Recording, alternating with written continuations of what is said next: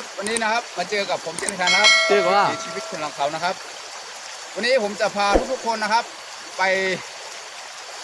ดำน้ำนะครับมีปลาตัวเล็กๆนะครับก็จะมีปลาตัวเล็กนะครับถ้าเป็นช่วงเดือนเมษายนนะครับกลางเดือนช่วงนี้น้ำมันจะไขน้ำเข้านาน้ำก็จะลดลงแล้วก็เราจะมาหายิงปลากันตามแม่น้ำนะครับเดี๋ยวตามผมมานะครับผมจะพาทุกๆคนไปดูว่าดำยิงปลาตัวเล็กๆมันจะเป็นแบบไหนนะครับตามผมมาเลยนะครับมา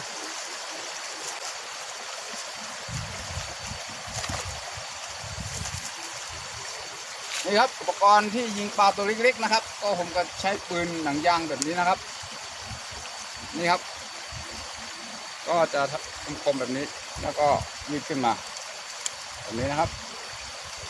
ก็กดตรงนี้เดี๋ยวผมไปยิงให้ดูนะครับ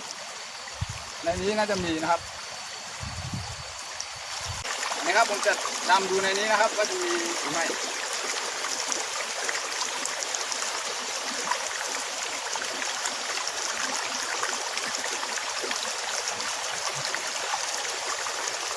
นี่ครับนี่ก็คือปลาตัวเล็กๆนะครับเป็นปลาชีนะครับได้แล้ว1ตัวนะครับเยอะแยะเลยนะครับในนี้ทำไมจำเอาปล่อยน้ำผงแล้วก็ได้มั้งวางไว้ดึงถึงเลย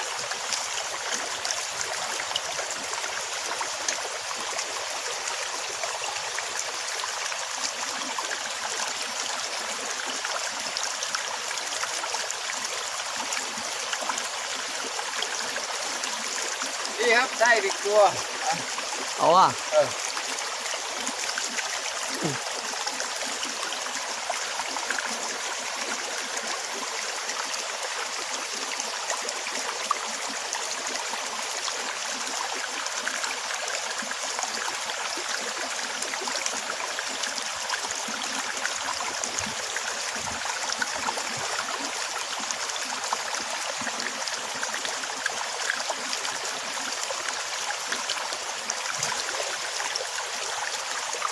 ด้2ตัวนะครับ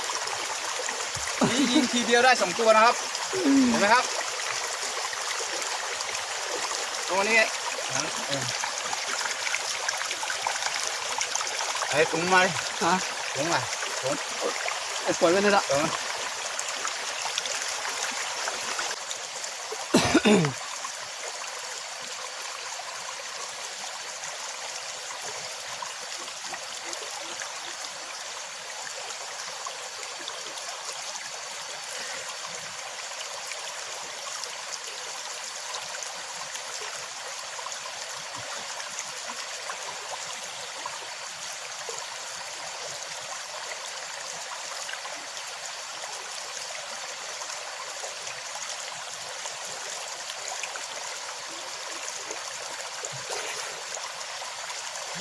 หนีกันหมดแล้วนะครับเดี๋ยวไปดูกันข้างบนต่อเดี๋ยวผมจะพาทุกๆคนนะครับขึ้นไปตามลำห้วยนะครับแล้วก็หาปลาขึ้นไปด้วยเก็บผักกุดผักน้ำอะไรพวกนี้ขึ้นไปด้วยนะครับเพราะว่าช่วงนี้น้ำมันจะลดลงนะครับก็เขาจะทำนากันเขาจะไขน้ำ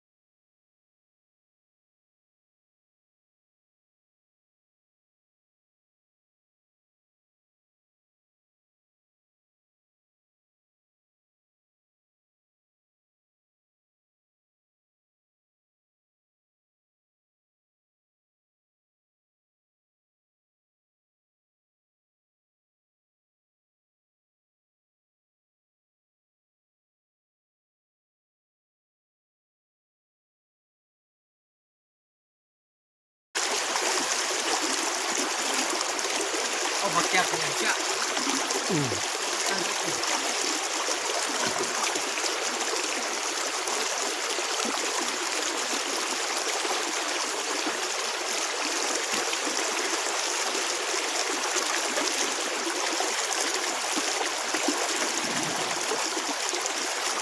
các nước mà kép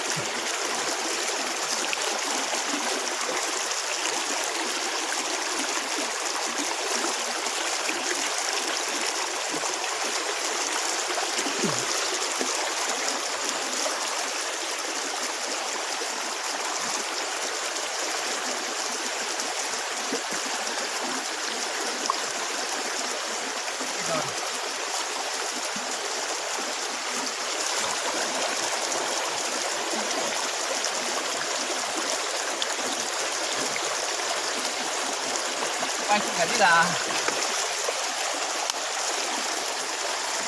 ใส่เรื่องหนึ่งลงมาไหม cái ngang này ฮะ cái ngang này chăng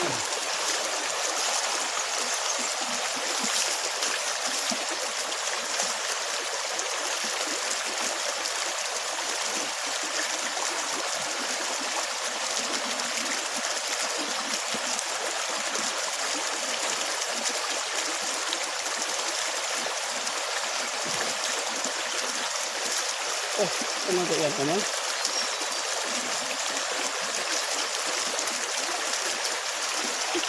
เราเป็นกลุ่มโยก hả ที่เราอย่างเงี้ยนั่นแหละ cái theo ạ đen chưa đúng không เออ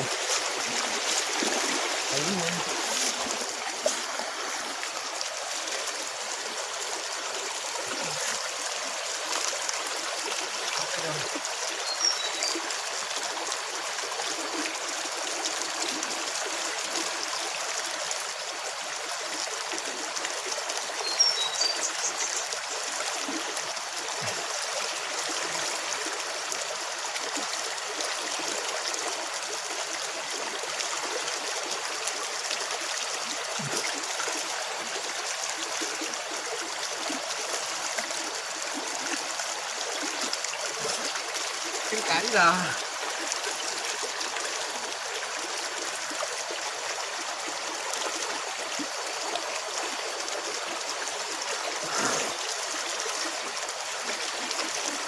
เห็นไปเยอะ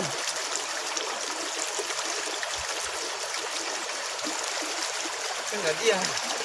มีจริงไหมกัน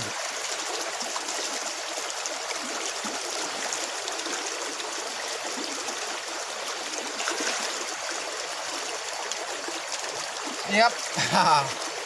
ปลาขี้นะครับตัวเล็กๆเองนี่ตัวนี้ใส่เลยนี่ครับก็จะได้ปลาตัวเล็กๆแบบนี้นะครับพี่บอกเลย โอ้โห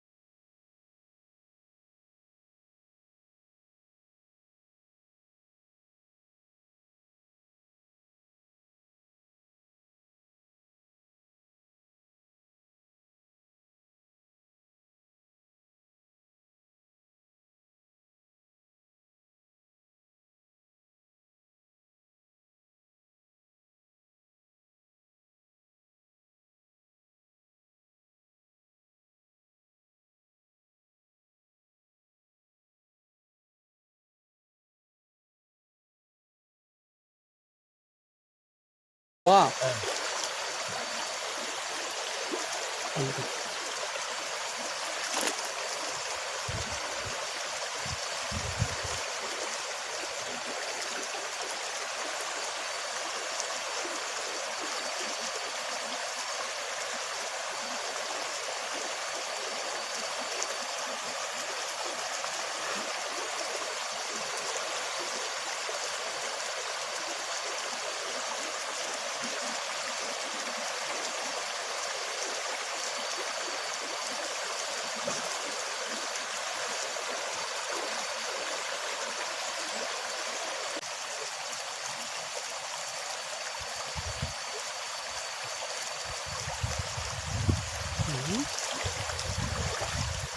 นี่ครับก็จะเป็นปลาตัวเล็กๆแบบนี้นะครับ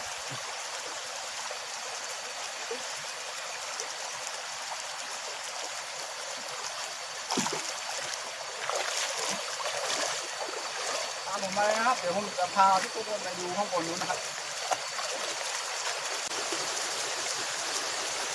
ให้ปลาขาวด้วยนะครับ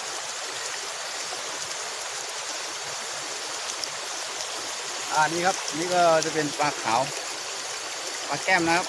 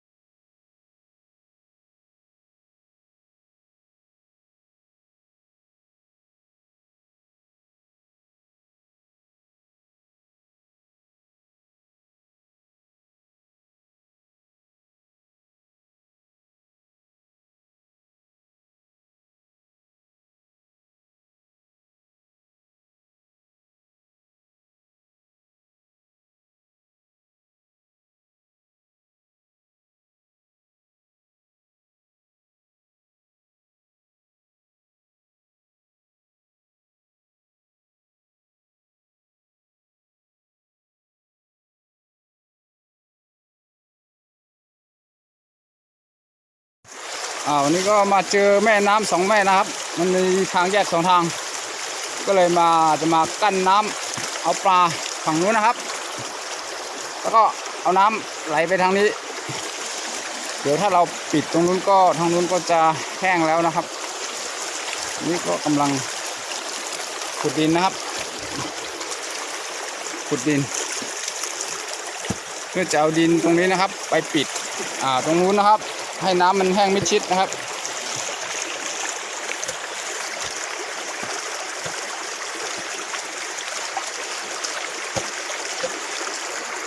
ตรงนี้ก็ผมพยายามงัดเอาก้อนหินออกเพราะเป็นทางน้ำให้มันไหลได้สะดวกสบาย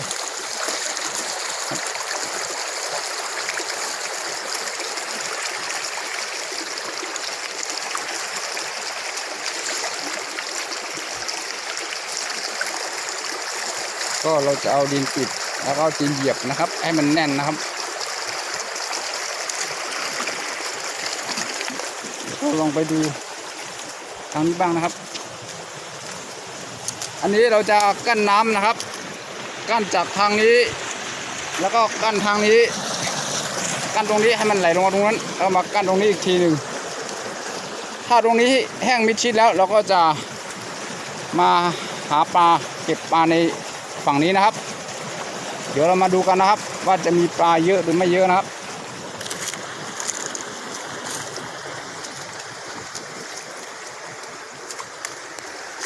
ส่วนน้ำทางนี้ก็จะไหลลงไปทะลุใต้นู้นนะครับท้ายฝั่งนู้นนะครับ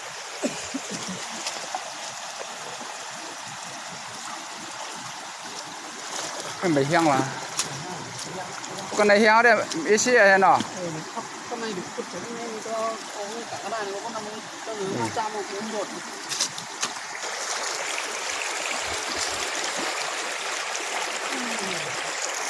นี่ก็คือเป็นวิธีกั้นน้ำเอาปลานะครับเรากั้นจากทางนู้นนะครับเพื่อจะเอาน้ำไหลมาทางนี้แล้วก็ลงไปทางนี้นะครับเราก็จะหาเอาปลาฝั่งนู้นนะครับเดี๋ยวมาดูกัน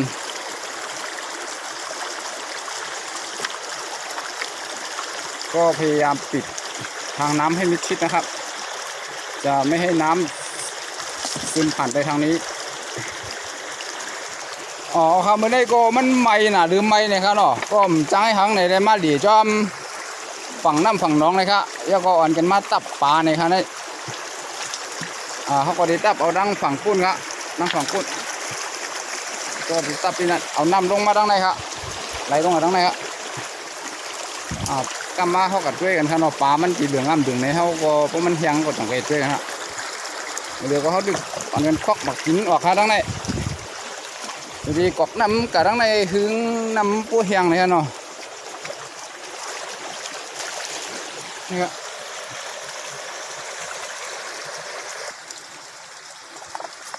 ดีเอาปากมาหินค่ะเนาะเอาหินน้ำมันไหลง่ายเองอะ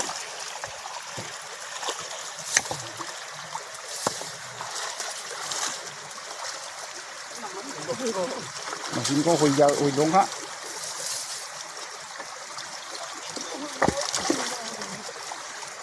ปาดไปหิมฝั่งตื้นก็แล้วนะ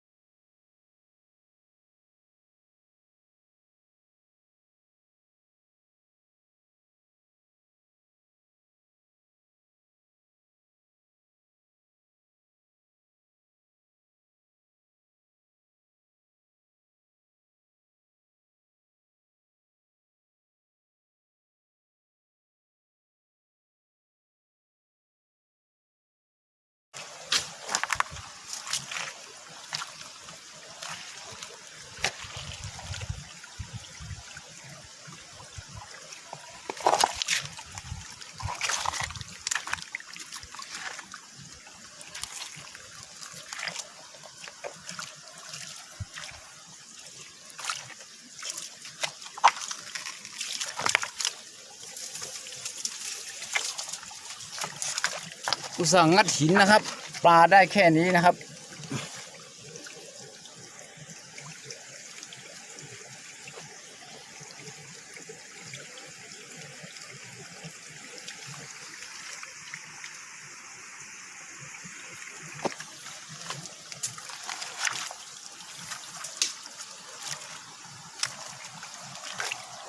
ปลานี่สงสัยน่าจะมาอยู่ในนี้กันหมดแล้วนะครับต้องวิทน้ำออกดู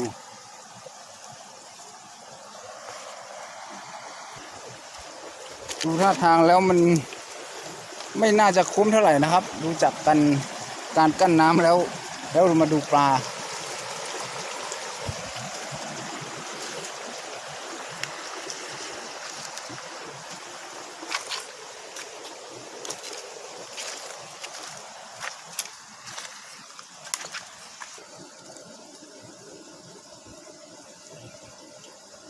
นี่ครับอันนี้ก็กินได้นะครับ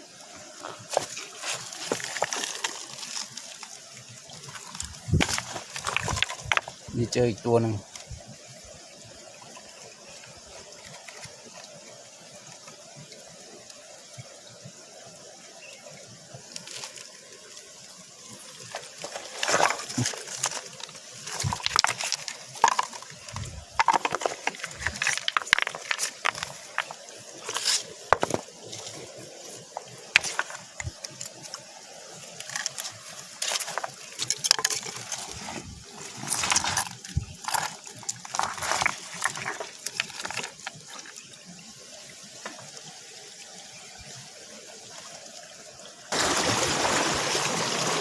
ก็จะมาเอากระบอกปลานะครับ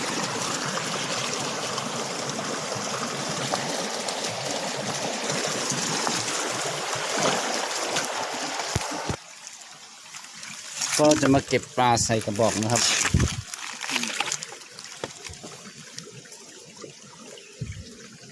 นี่ครับ